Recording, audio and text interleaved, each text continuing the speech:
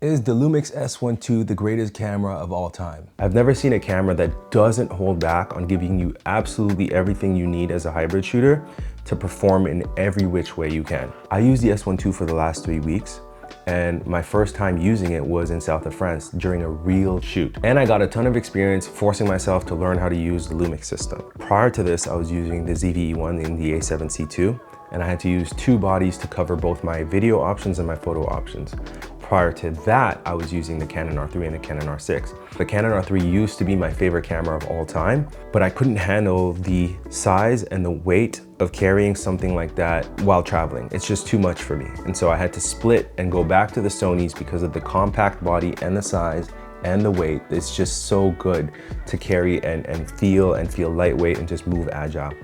At the end of the day, was that my perfect setup? I'd rather have one body that does it all, which is what intrigued me about the S1II.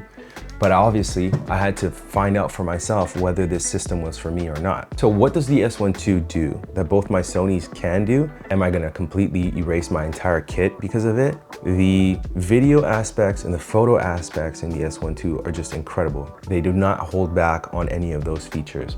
Whereas I felt for a long time that the other camera brands always give you a little bit of this and a little bit of that, and you have to split your ways. I've always wanted one camera that does it all. The fact that it shoots slow-mo options cropless is amazing as a hybrid camera, right? Because you have the ZVE1, it's 12 megapixels, really tiny. You get all the recording options at 4K. You get 24, 60, 120, great, awesome, no crop. But you have to sacrifice the photo, right? And then the A7C II is kind of like, you get 4K 60, but you have to get a 1.5 crop. And so it's like, the A7C II could have been my favorite camera of all time because of its size and weight. But because I have to sacrifice every time I shoot in slow-mo, I have to move back or I have to use a wider lens, it doesn't make it appealing to me to want to carry this around without having the ZVE1 in my pocket. With the S1II, I don't have to worry about that. I have all my 4K options. I have 16:9, I have open gate, which is 3:2, and it's 6K. I can shoot 5.1K 60. I can shoot 6K 24, 6K 30. This is the evolution of where content is getting at. To be able to shoot open gate is just insane in itself, because now I have extra vertical crop when I shoot my horizontal videos, and I only have to shoot once, and I have to worry less about my framing than I did when I was shooting 60:9 with the ZVE1. The color science and the dynamic range in the vlog is incredible. It's very comparable to my Sonys with very minor differences. The skin tones look great, the colors look great. If there are any color shifts whatsoever, it's never extreme enough that I can't correct in post. The low light is insane. You know, everybody calls the Sony cameras the low light king. Cool, right? I'm not, you know, this is not a diss to any camera brands. By the way, I don't care about camera brand wars. I think that stuff is childish and stupid. I care more about the body that works for me. And so, although I love the low light in the Sonys, I could say that the LUMIX S1II performs just as well, but you have to manage them differently. When you're using the low light in the S1II, you're not gonna get up to 200,000 ISO. That's fine, I never go up there ever. But when you get to that like 50,000, for example, and you compare it with the Sony looks much cleaner, but the Sony has internal denoising, the S1II doesn't. If you're good in post, which I love doing post work, I love color grading, I love manipulating colors, I love like just making my image cleaner in post. If you know how to use the S1II at the high ISOs, you can clean it up to where it actually looks better than the Sonys because of the detail. I'm assuming this is the resolution that's allowing you to do this. If you denoise the S1II footage, you get more detail and more clarity than you would with the Sonys. Sony's internal denoising, it makes it a little bit more muddy. You will get a cleaner image out of the S1II. And now talk about the photos. I get 33 megapixels in this, but I've never needed 33. I just needed something more than 12. And so having 24 in the S1II is perfect for me. It does more than enough for my clients. It looks great, it's sharp, I can zoom in twice as much, and I'm happy. The menu is stacked with options. Some people complain about how the menu is. I couldn't care less.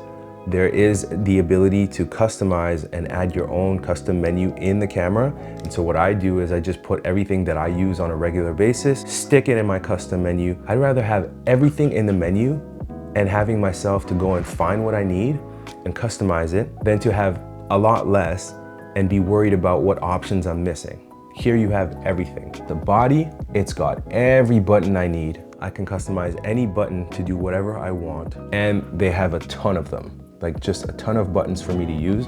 Whereas obviously my choice of camera prior to that didn't have that many buttons to customize. I just had I had a couple dials and all that. And I'm a very simple person. Once I get a couple buttons, I'm good to go because those are the ones I used to, and I adjust and I adapt on the go. But to have the extra buttons is great.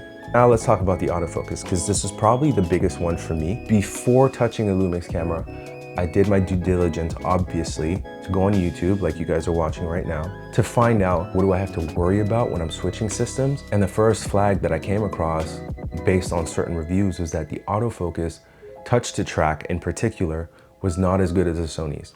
Now it has a bunch of other features that are incredible. So it has face tracking, it has car tracking, it has airplane tracking, motorcycle tracking, a bunch of tracking that I probably won't use on a regular basis. It goes to show how well the camera's algorithm can pick up on subjects and track them. The touch to track though is something that did stand out to me because on the Sony, I'm so used to just clicking on something and it tracking perfectly, and I know that my shot is good. Now, is the touch to track perfect in the S1II? Absolutely not. But is it as bad as people claim to be? It depends on the scenario, and I don't find it to be that bad for me because I realized while I was using it, like remember, I was on a real-time shoot, it's more of a skill issue. Touch to track is an added bonus in the Sony cameras that does wonders. I mean, obviously I love it and I wish it was that great in the Lumix, but it's not a big deal because I was always able to adapt. There's a ton of other focus options in the camera that allow you to perform your job really well if the touch to track isn't working in your favor. I also think that because every other tracking feature in the camera is so good, that eventually through a firmware update, they're probably going to be able to fix it. If they don't, oh well, but I'm sure that eventually it's gonna get better. So don't worry so much about touch to track. Trust me, it is mostly a skill issue. It's not the biggest deal on the camera. That was one of my big fears, but it's no longer a big fear of mine at all. The IBIS and the stabilization now. It's not something that I knew I needed until I got the S1II. You know, the Sony's IBIS is great, like in terms of like just stable handheld holding. But the S1II, I was able to do things that I could never do before on my Sonys. For example, when you do a penguin walk with the S1II, it kind of feels like you're gliding. Now, to get the best stabilization on the S1II, you have to go to the high-end crop mode. You can do it cropless, but the high-end crop mode crops in about 40%, something like that. And when you're shooting with a penguin walk and you're being really, really careful, you can actually get this thing to look almost gimbal-like. Never had that before, and I found it to be quite like astonishing. So those are the biggest features for me that do it. There are a couple other things that I really enjoy about this camera.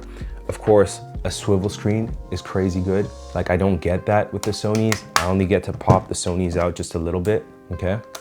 The EVF is amazing. I also don't have that in my A7CII. I don't have an EVF at all in the ZVE1. For me, it's just a bonus because I'm so used to not having those things at this point. I had them with the older cameras, but now with the newer setup that I have, every added feature on top of what I currently have is a bonus for me. Another one, the SD cards. I have a 2 terabyte in here and an SD card. I kind of miss that about the Canon R3. I could shoot all week and never feel worried about like filling up my cards. Obviously I dump my cards in an SSD, but just having that extra kind of comfort of like, oh, I have 2 terabytes in here, it feels great. So yeah, at this point, maybe my only concern that I have with the camera is that the lens options are very minimal. With my Sonys, I have a ton of third-party options. Right? I'm not the type of person that just because a new G Master comes out, I'm gonna go and buy it. I used to be that kind of guy, but now I'm like thinking twice about everything. Is the quality difference that significant for me that it's gonna make such a massive difference in my business? No, not really. Most people do not care, they don't notice. And so for me, I like to maneuver around getting like a bunch of first party brands, right? Like this is the official LUMIX 35 or like the Sony 28. I like to get lenses that I like. And so the lack of options with the lenses on the LUMIX is kind of concerning. Now, do they have bad lenses? No, but I am very particular about my lenses. So for example, on the Sony, my favorite lens of all time is actually this tiny little cheap 28 f2. It is wide enough for me to shoot everyday activities, and it is small enough to fit in a little bag. These two, I put it in my pouch and I'm good to go for my day if I just want to capture daily things. It also is f2, so I have a little bit of low light, especially because the Sonys are so good in low light. I can't find this lens for the LUMIX S1II. I hope and I pray that at some point they invent some kind of compact lens for me to use just like my Sony. If not, oh well. What I do have though is probably my favorite new lens of all time, which is the 24-60. Prior to this, I was using the 24-70 Sigma, which is like probably about this much bigger than the 24-60. You'd think that the extra 10mm at the end would make a big difference, but it really doesn't. Actually, having such a versatile lens at this size and this weight is much more valuable for me. I get a ton of range because I get to go from 24-60. And also the secret sauce, which I think the reasoning behind the 24-60 is the LUMIX shoots 6K. So even though you don't have a 24-70 optically, you technically have a 24-70 digitally. It's kind of underrated. I don't know if anybody has talked about that, but I've been doing some testing. And so by the time you zoom into the 4K timeline, you do have a 24-70. Is the bokeh the same? Probably not, but is it a big difference where you're going to trip over it? Not really. At this point, the value that you get for this camera for the price and what it offers is incredible. This is the best deal you can get right now if you want absolutely everything in your camera and not feel like you're compromising in a major way. I love this thing and I'm so happy it came out, and I really think this could be my dream camera at the very moment. And now I know it's gonna clear everything out of my kit. Am I gonna keep the Sony? Probably, like just as like a family camera, or I might get the S9. I don't know, just to pair it up well and not have to carry so many lenses. As in conclusion, I'm extremely happy.